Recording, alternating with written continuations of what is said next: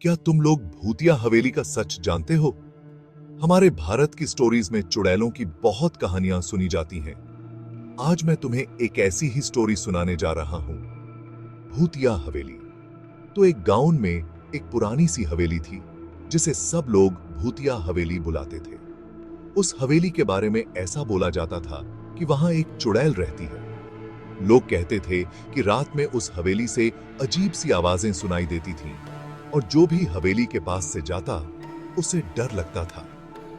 एक दिन उस गांव में एक बहादुर लड़का राजू सोचा कि चलो आज रात मैं ही हवेली में रहता हूं और देखता हूं कि वहां सच में कुछ है कि नहीं। रात में राजू उस हवेली के अंदर गया तो देखा कि सब कुछ कितना पुराना और धूल भरा है। अचानक से हवेली की दीवारों से अजीब सी आवाजें आने लगीं। राजू ने हिम्मत करके उस आवाज की तरफ कदम बढ़ाए।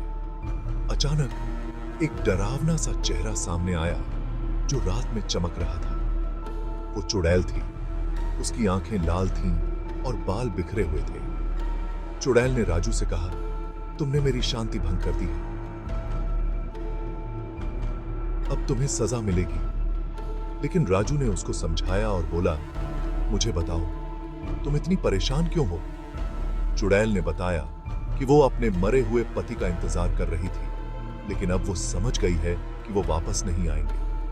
राजू ने उस चुड़ैल को समझाया कि अब तुम्हें भी शांति मिलनी चाहिए और तुम्हारे पति की आत्मा को भी।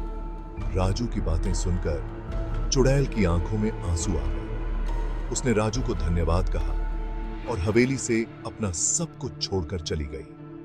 तब से उस हवेली में शांति छा गई और लोग हवेली के बारे में डरावनी कहानियां बताना बंद कर दिए।